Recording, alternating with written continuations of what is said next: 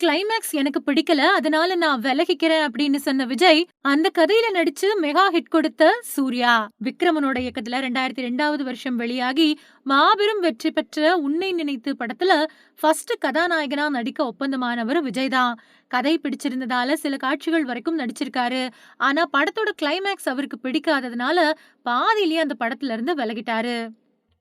90ஸ் கிட்ஸுகளுக்கு ரொம்பவுமே பிடிச்சமான இயக்குனர்கள்ல ஒருத்தரான விக்ரமன் இயக்கத்துல 2002வது வருஷம் வெளியாகி மாபெரும் வெற்றி பெற்ற படம் தான் உன்னை நினைத்து. நடிகர் சூர்யா, லைலா, ஸ்னேகா மாதிரியானவங்க நடிச்சிருந்த இந்த படம் இன்னைக்கும் பல பேரோட ஃபேவரட் லிஸ்ட்ல இருக்குது. சூர்யா லைலாவை உயிருக்குயிரா காதலிக்கிறதும், பணக்கார மாப்பிள்ளை கிடைச்ச உடனே லைலா சூர்யாவை கைவிட்டுடுறதும், இருந்தாலும் காதலியோட குடும்பத்துக்காக சூர்யா தொடர்ந்து உதவுறதும் தான் படத்தோட கதைக்களம்.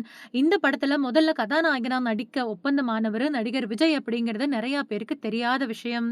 இயக்குனர் விக்ரமன் இந்த கதைய விஜய் கிட்ட சொன்னப்போ அவருக்கு ரொம்பவுமே பிடிச்சு போச்சு. நடிக்கவும் சம்மதிச்சிருக்காரு. விஜய வச்சு சில காட்சிகளையும் படமாக்கியிருக்காரு. ஆனா படத்தோட கிளைமாக்ஸ்ல விஜய்க்கு உடன்பாடு இல்லாததால திடீர்னு படத்துல இருந்து விலகிக்கிட்டாரு. அதுக்கப்புறமா விக்ரமன் நடிகர் பிரசாந்த அணுகியிருக்காரு. ஆனா பிரசாந்த் கிட்ட கால் ஷீட் கிடைக்காததுனால கடைசியா சூர்யா இந்த படத்துல நடிக்க ஒப்பந்தமானாரு. இந்த தகவல பல வருஷத்துக்கு பின்னாடி நடிகை லைலா ஒரு பேட்டியில சொன்னாங்க.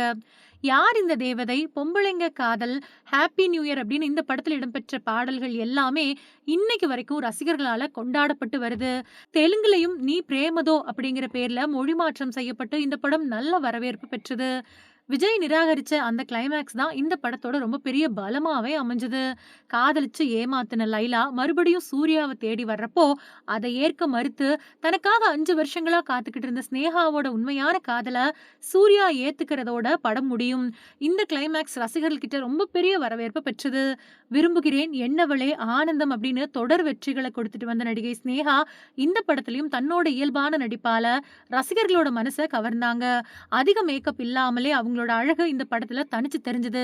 மொத்தத்துல விஜய் தவறவிட்ட ஒரு அருமையான வாய்ப்பு சூர்யாவோட திரைப்பயணத்துல ஒரு மைல்கல்லா அமைஞ்சது அப்படின்னு சொன்னா அது மிக கிடையாது. விக்ரமனோட அந்த மாற்றப்பட்ட கிளைமாக்ஸ் தமிழ் சினிமா வரலாற்றுல ஒரு சிறந்த முடிவா இன்னைக்கும் பேசப்படுது.